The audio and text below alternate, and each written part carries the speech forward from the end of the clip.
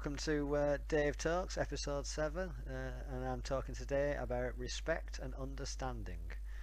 Now, just saying respect and understanding, it doesn't exactly kind of point out exactly what I'm going to be talking about tonight, but I didn't really want to put a massive title trying to explain everything.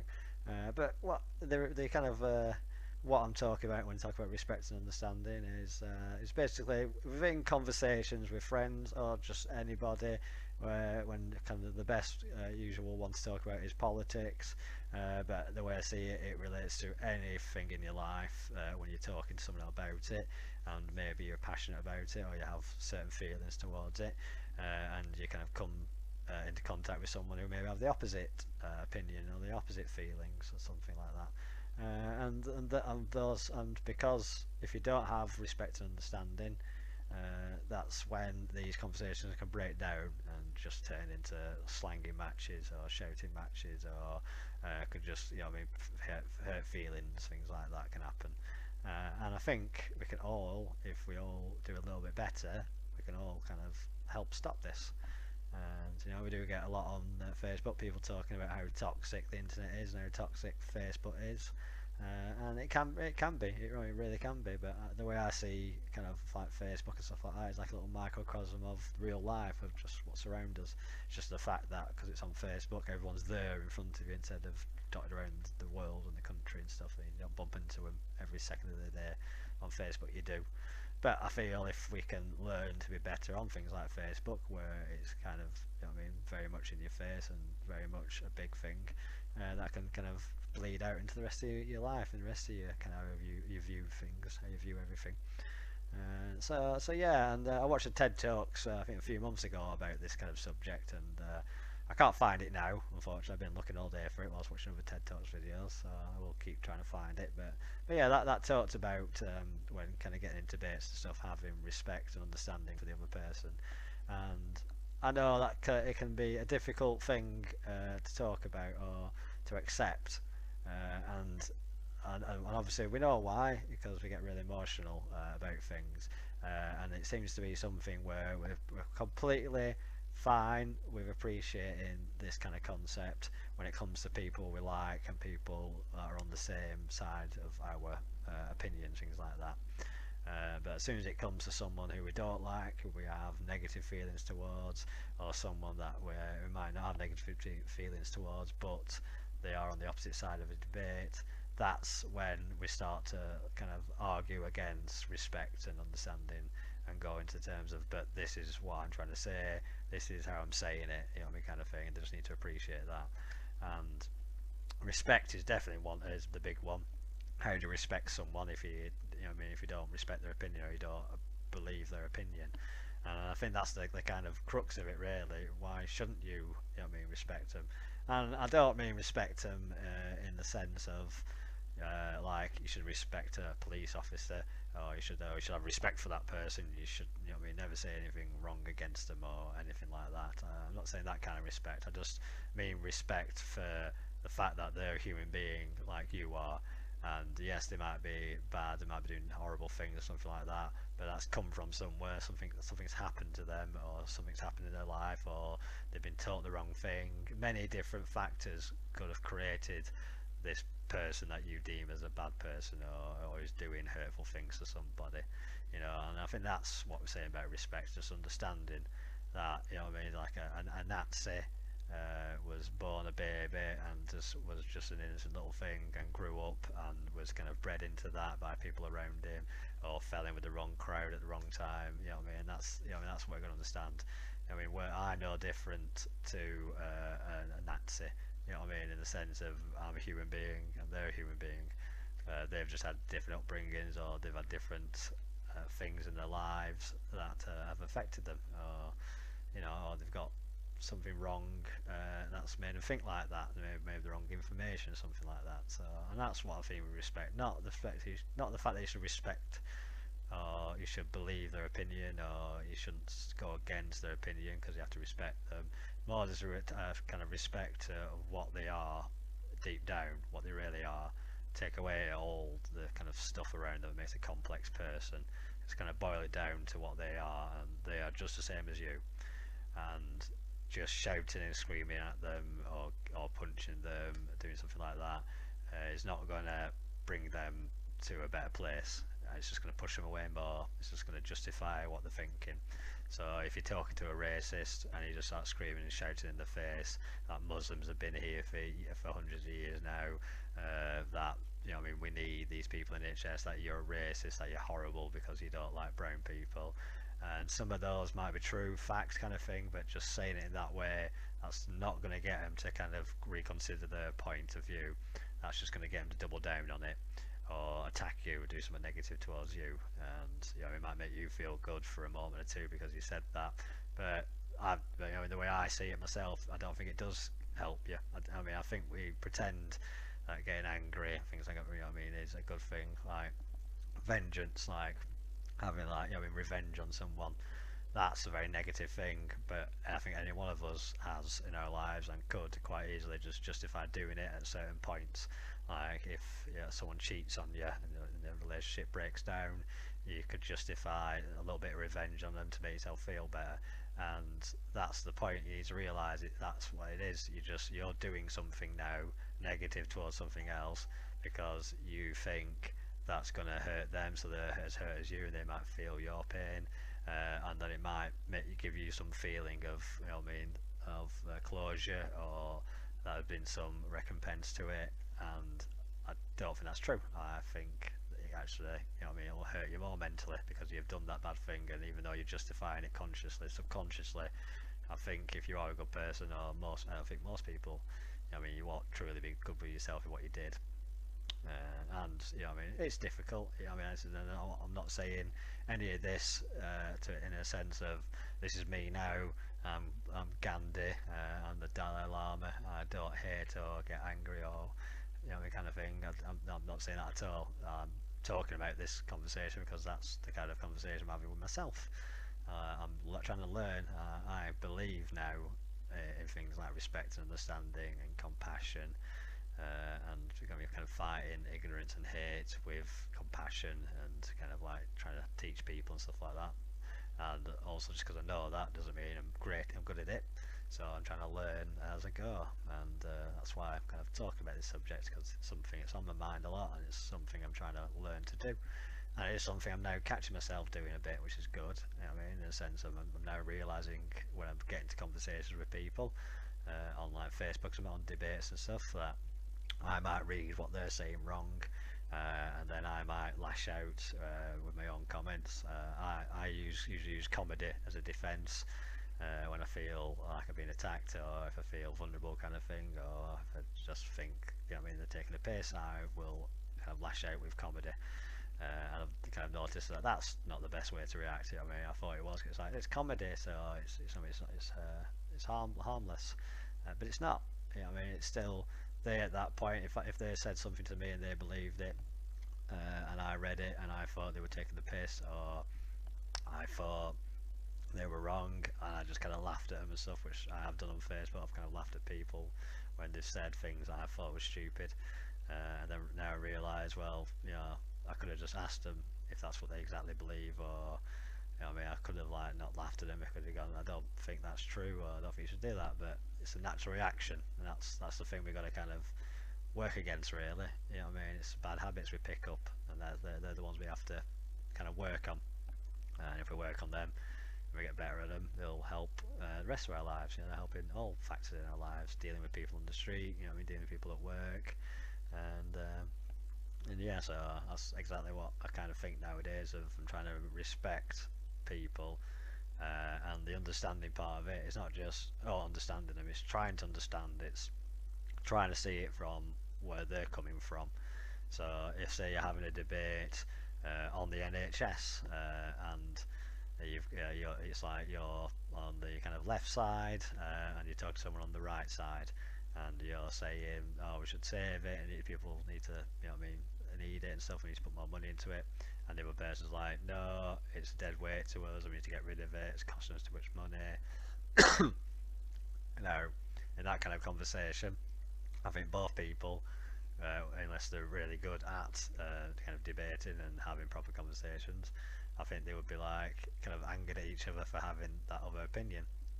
And that's what we need to kind of stop, that kind of initial, or we need to get that initial kind of emotion and then step back from it.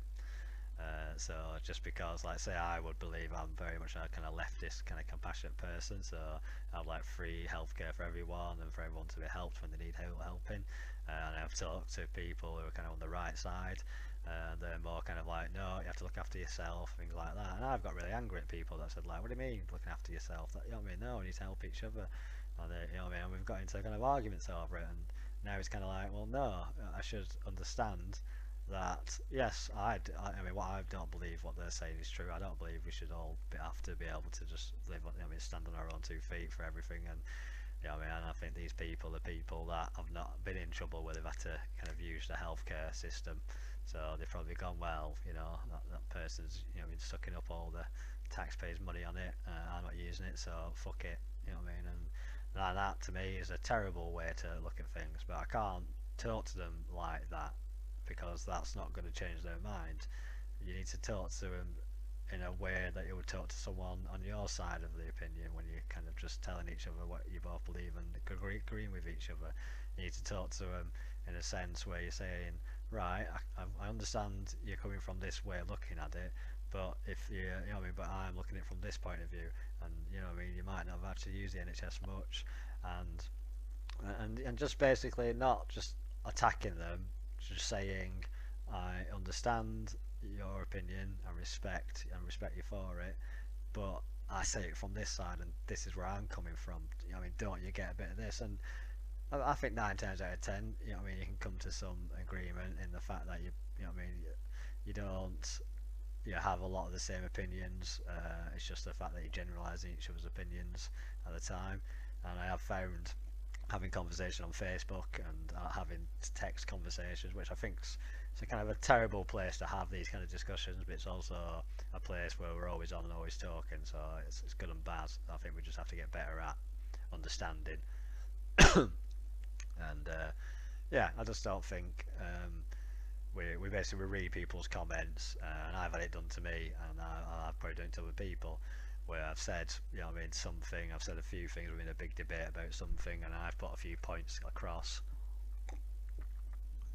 and then basically they've taken that as my exact view on things and kind of gone, I can't believe you said that, that's the worst thing ever, and we've got into an argument. And I always try to say that's not exactly what I think. That's just me trying to type in a condensed fit way as possible what some of my thoughts are, what some of my beliefs are. And I think, yeah, I mean, we do. I think a lot of us do this. I think it's a general thing that we do. We take people's typed comments on things like Facebook as fact, as gospel. And as soon as they've pressed enter, that's what they believe. And unless you can change their mind or something come into effect, and that's it. That's what they believe, and that's not true. I don't think that's true for anyone. I don't think anyone could literally, in a Facebook post or in a comment, put down their exact kind of thoughts and opinions and their kind of beliefs and not beliefs kind of thing to condense in that subject you're talking about, and for it to all come across exactly as they want it to come across. But I think we don't accept that, even though we can't do it. We don't accept that others can't do it. We just kind of go, no, that's what they believe, that's what they're saying, so I don't like it, so I'm going to attack it. And I think that's a bad thing to do. I think we should try and do that less. And I'm trying, still do it now. I've had conversations the past week or two, you know what I mean, where I've kind of got into stuff and thought, hang on a minute, you completely get me wrong here. Or what? I can't believe you just said that about me or something.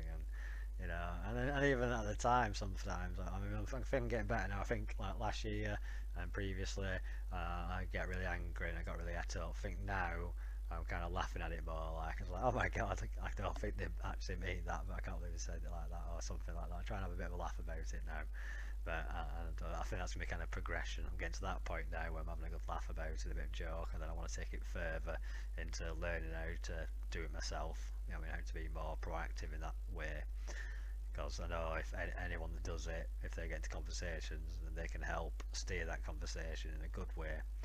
It's like when you get a troll coming onto a conversation, they can completely disrail it and ruin the conversation because everyone starts attacking them and gets all bad, it gets all negative and toxic. But I think we can have conversations You know what I mean? But nice conversation between us on Facebook. We just need to kind of just throw links out there, throw little comments of kind of what we believe. And I've tried to do it now where I've started to even put at the bottom of most of my comments, this is not my exact beliefs, this is just thoughts I've had.